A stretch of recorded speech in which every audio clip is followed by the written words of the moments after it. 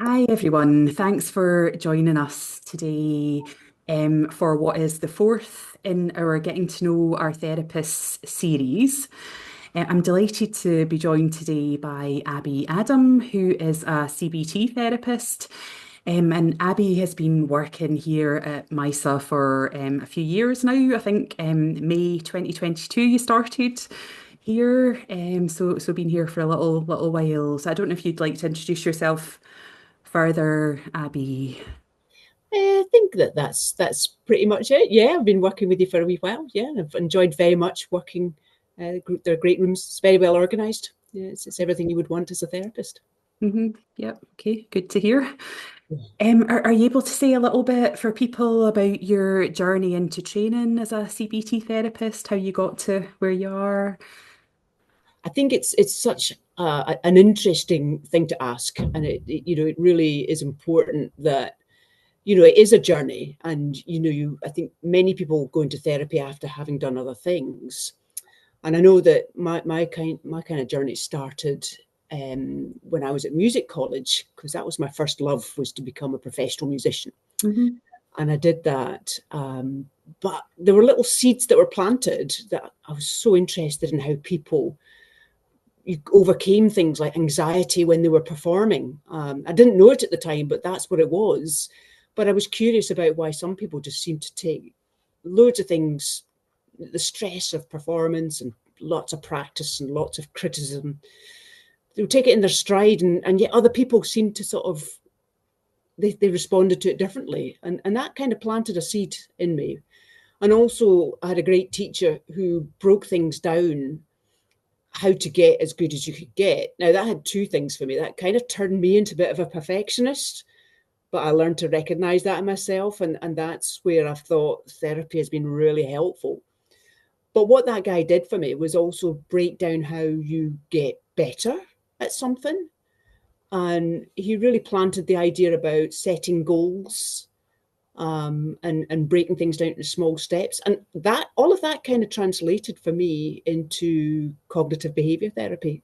Might Hmm. not seem natural to other people, but in my brain that seemed to work. Hmm. So Yep. that's how I started. And then I went into education. I was a professional musician for 10 years and became a teacher. And then that's when really about helping people develop and grow, and getting young people in particular to sort of think there are other ways of thinking. There are other ways of viewing things. There the stuff about being more realistic about things is about how do you overcome that fear of failure. And that mixture of stuff has led me to become a therapist. Yeah, really very much a mixture of a lot of things. Yep. Indeed. A varied journey, then definitely. Yeah. Sure, sure.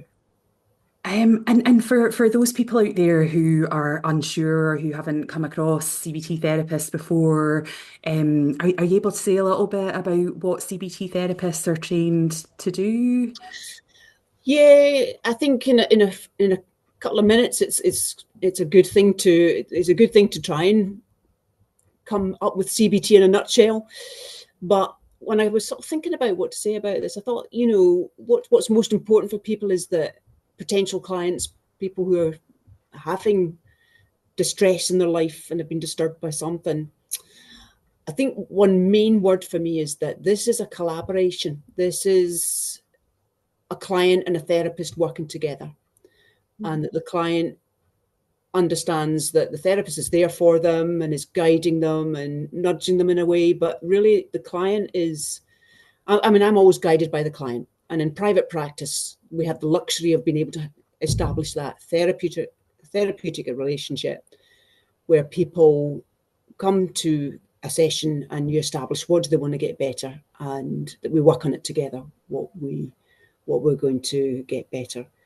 But CBT, again, to use that expression in a nutshell, it is about two things. And if you really reduce it, it's about the way people think about things, and it's about how people behave, cognitive behavior therapy. And you put the two together, it's about bringing into clients awareness things that they might not have realized they were doing in terms of how they're thinking and what they're actually doing.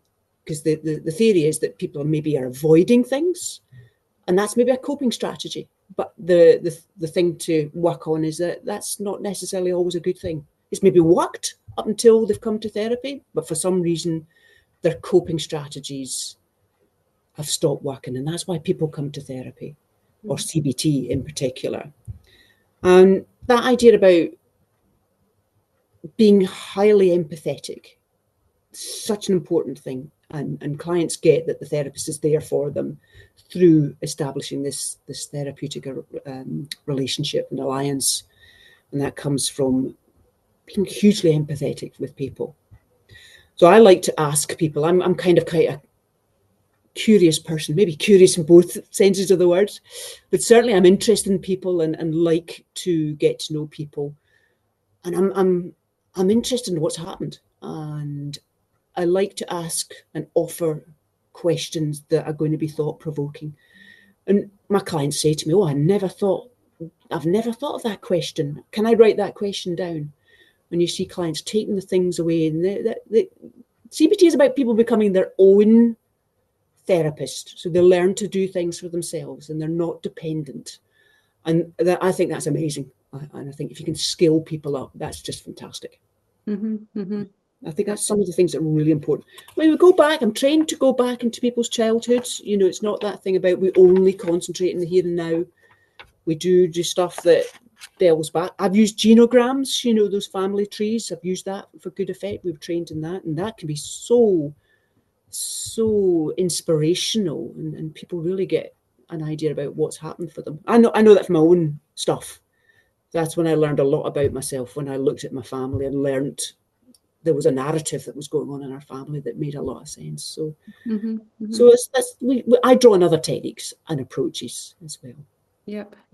And I guess one of the things kind of picking out from what you're saying is that somebody coming forward for therapy sessions, that their kind of development journey might not just be about those in-person sessions that they're attending, but that there's likely to be some things that they take away and carry on using as they go forward and develop further. Well, for sure, because a session is 50 minutes, an hour long typically. And there's another, I think it's 165 hours in your week, and some of those are sleeping, obviously. But this is about, trying out things and practicing things, and definitely out with the session. It's kind of like practice. There's a lot to be said for, catching yourself. Clients say to me, "Oh yeah, this is about trying to catch yourself before something gets worse than it actually already or it was before." So yeah, it's really, I mean, I think something I've drawn on as well actually comes from Gestalt therapy, which is chair work, using a technique called the empty chair. That's been an amazing thing in session. People addressing a person or a part of themselves that they haven't been able to share something with or challenge or talk to. And that can be an incredible experience for people. But that's not CBT. And it's not necessarily something they could do outside of therapy, but maybe they could. Yeah. Yeah. Okay, great. Thank you for that. And are there certain groups of people that you would tend to work with, or certain issues that you would have a particular interest in or specialism in? I mean, I've been doing this now a few years.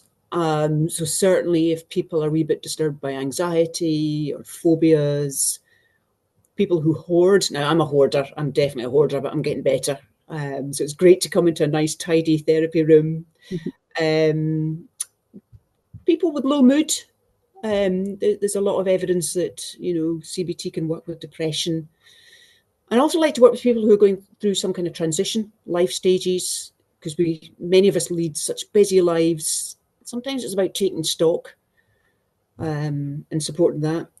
Trauma work, that's part of the scope of what I do as well. PTSD for sure. Some issues with relationships. That's been an interesting thing. And I think I might at some stage develop and take on further training to do couples therapy. And certainly work with one person who has something they want to work on in terms of their own relationship. That I found that personally very satisfying to work with. But yeah, CBT can turn its hand, so to speak, to many things that people grapple with in life. So yeah, I think that's been a very interesting range of issues. Hmm. So, Hmm. yeah. And is it adults you work with, or do you see younger people as well? What kind of groups of people? I work with adults, older teenagers. Uh, Hmm. the youngest person I would feel comfortable personally working with, probably about 13, 14-year-olds. Hmm. With my background in education, I've got a lot of empathy for that age group because puberty and growing up brings other challenges as well as just life. And it's amazing talking to the older clients how often some of the stuff has happened in their school time, and that my understanding of the way schools work and the dynamics has been useful to actually get what clients' experience has been about. So that's been useful. That's been really useful. Hmm. Yep. Okay. And just to kind of finish things off, if people were interested in finding out more about you, about how you work, or potentially getting in touch with you, what's the best way of them doing that? There are two possibilities online. The counselling directory, you'll find me on that. Um, my practice is called Soothing Space Therapy. People Google that, they will find me there. I'm on the MISA website as well, so I should have said there are three actual online possibilities. Mhm. But the phone number, my private business number is 07902 542 312, and the email address is info@soothingspacetherapy.co.uk. Hmm. Yep, Yes. that's great. And what we'll do when we post the videos as well is put in the comments those kind of contact details and online links to the websites as well, so people can click on from there if they want to. But thanks very much for coming on today, Abby. It's been good talking with you. And it's been a pleasure, a real pleasure. It's lovely to talk about. You know, it's great. It's a great job. It's a privilege to work with people and try and help them to be a wee bit better. Mhm. Yep, great. Okay. Well, say cheerio for now. Bye bye. Bye. Bye.